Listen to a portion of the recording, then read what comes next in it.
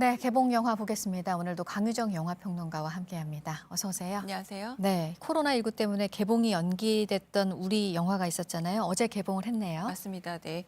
바로 지푸라기라도 잡고 싶은 짐승들이라는 제목의 작품인데요. 참 제목이 공교롭기도 하고. 맞습니다. 네. 네. 원래는 일본 소설을 원작으로 하고 있는 작품이고 아시다시피 지금 나오는 정우성 씨, 그리고 뭐 전도연 씨, 배성우 씨 같은 한국 영화 현재를 대표하는 그런 대표적인 배우들이 출연하는 작품이기도 합니다. 돈가방에 연결된 얘기예요. 어마어마한 돈이 담겨 있는 돈가방이 네. 어느 날 갑자기 등장을 하게 됩니다. 그래서 이 돈가방을 누군가 갖게 되는데 이제 배성우 씨가 목욕탕에서 이제 청소를 하거나 이렇게 일을 하면서 근무하시는 분인데 야간 근무 중에 아무도 찾아가지 않은 어떤 가방을 찾게 되고 그 안에 현금이 들어 있으면서 이 현금은 어떻게 된 건가? 그러니까 지푸라기라도 잡고 싶은 짐승들이라는 제목답게 누구든 이 돈을 목숨을 걸고 찾게 되는 겁니다. 단순한 욕심을 넘어서서 빚에 쪼들리는 사람, 그리고 사채업자에게 굉장히 목숨의 위협을 받는 사람, 그리고 이 돈을 보고 욕심을 갖고 제2의 인생을 출발하고 싶은 사람, 여러 사람들이 결국 이 돈을 가지고 어떤 관계들을 갖게 되는데 마지막 돈가방은 누군가한테 가긴 갑니다. 그리고 많은 사람들이 이 돈가방 때문에 희생되는 이야기이기도 한데요. 이 정우성 씨와 전도연 씨가 일종의 연인으로 출연하고 있거든요. 이제 그 케미를 보시는 재미도 있지 않을까 싶습니다. 네. 그리고 아카데미상에서 영화 기생충의 또 최대 경쟁작이었던 1917도 어제 이제 개봉을 한 거죠? 맞습니다. 1917이라는 작품을 우리가 왜 얘기했냐면 아마 네. 감독상이나 작품상을 이 작품이 가져가지 않을까라고 얘기를 많이 해서 좀 네. 궁금하셨을 텐데요. 아, 영화관에서 영화 보는 재미는 이런 거구나라는 그런 기쁨을 만족시켜주는 작품입니다. 왜냐하면 마치 영화를 한 번도 자르지 않고 카메라를 돌리기 시작해서 끝까지 한 번에 찍은 것 같은 그걸 원 컨티뉴어스 씬이라고 부르는데요. 그런 좀 와, 어디서 도대체 편집이 됐지라는 궁금증. 방금 보시는 것처럼 전투 장면을 내가 마치 게임하듯이 체험하는 내가 카메라를 가지고 뛰는 것 같은 느낌으로 아주 주관적 체험을 만족하게끔 만들어준 작품이라고 할 수 있겠습니다. 그리고 내용도 어떤 작전이 수행이 되게 되면 덫에 들어가게 되고 1,600명의 병사가 죽을 수도 있다. 그리고 그 병사 중에 한 명은 지금 8연대에 있는 너의 형이다. 이 형을 구하기 위해서 한 명이 출발하고 친구 한 명을 데리고 가는 겁니다. 근데 처음에는 오히려 그 친구가 나는 왜 그 남의 형을 구하는데 이렇게 따라가서 이렇게 목숨을 구해야 되지? 하지만 결국은 그 친구가 1,600명의 생명과 그리고 그 친구의 형까지 살리게 되는 이 지난한 과정을 보여주고 있는데요. 실화에서 영감을 얻었다고도 하고요. 그리고 아카데미에서 촬영상, 시각 부분이라던가 시각효과상, 음향, 믹싱상, 촬영상을 다 수상할 만큼 이 효과적인 어떤 영상을 보시는 즐거움이 있지 않을까 싶습니다. 네. 최근 그 영화에 관심 있는 소재 가운데 하나예요. 인공지능. 또 이와 관련된 영화가 또 있죠? 저희 이제 방송하다가 보면 특히 뭐 시리아 내전 이런 거 얘기하다 보면 갑자기 반응하는 경우가 있었습니다. 그러니까 바로 이렇게 음성 인식 서비스가 있기 때문인데요. 그걸 활용한 재미있는 영화입니다.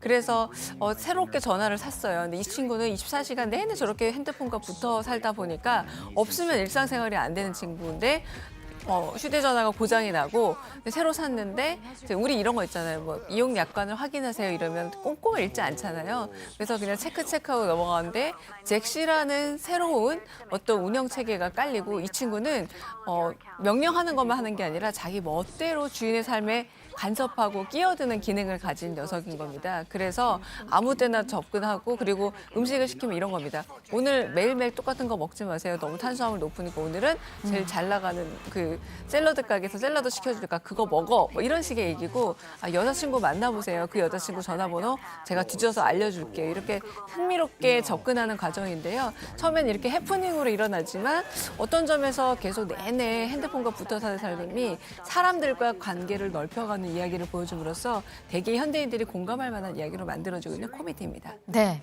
오늘도 영화 기생충 얘기를 좀 해보도록 하겠습니다. 어쨌든 일단 역사를 바꿔놓은 건 확실하고요. 맞습니다. 네. 앞으로 또 더 어떤 변화들을 만들어낼지 기대가 더 크잖아요. 특히 이제 국내 시장에서 이제 수출액이 지금 뭐 어마어마한 그 전 세계 시장에서 흥행 수익을 올리고 있는 상황인데, 근데 지난해 보면 우리나라 영화의 수출액이 좀 줄어서 오히려 감소했습니다. 예, 여기에 또 이제 앞으로는 변화가 네. 있을지 어떻게 네. 보시나요? 그러니까 뭐 내수 시장도 영화 5편 중에 2편의 천만 영화였지만 3편이 수입 영화였던 것처럼 수출 시장에도 조금 변화가 있었는데요.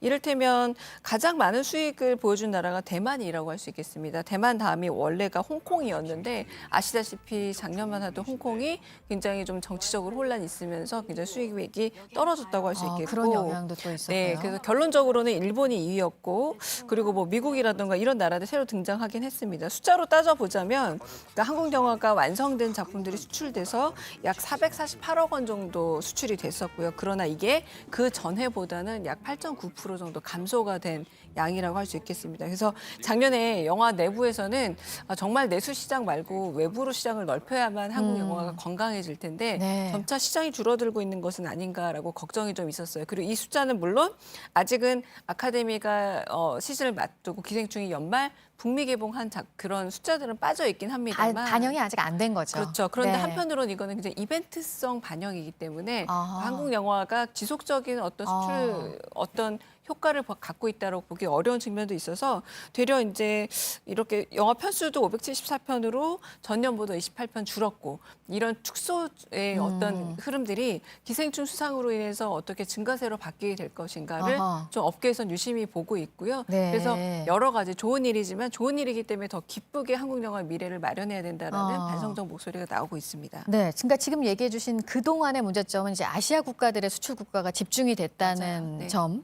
그리고 또 어떤 부분이 있을까요? 좀 다양한 영화들이 나오지 않는다 또 이런 얘기도 있더라고요. 지금 수출된 영화들 보면은 다 예상하시다시피 엑시트라던가 82년생 김지영, 백두산처럼 조금 한국에서 블록버스터 영화이거나 아니면 소설부터 인정을 받아서 해외에 인지도를 높인 작품들이 많이 있었습니다. 그런데 어제 그 봉준호 감독이 한마디를 하기도 했는데 한국 영화 여러 가지 구조적인 문제들도 없지 않아 있다. 네. 대형 영화가 만들어지긴 쉬운 상황이지만 어떤 점에서 새로운 시도를 하기는 어려운 부분이 있다라고 이제 어제 인터뷰에서 밝히기도 했었습니다. 네, 그러니까 모험적으로 좀 더 영화적으로 시도를 할 수 있는 그런 구조가 마련돼야 된다 이런 뜻을 봉준호 감독도 얘기한 거겠죠. 그러니까 봉준호 감독의 첫 번째 장편 영화 데뷔작이 플란더스의 개인데요. 네. 그 작품의 전체 관람객 수가 5만 7천 명 정도였습니다. 50만도 아니고 500만도 아니고 5만 7천 명 정도면 최근에는 거의 한 주에도 넘어야 되는 숫자라거든요. 그래서 자신도 봉준호 감독도 이 영화를 예로 들었어요. 만약에 지금 내가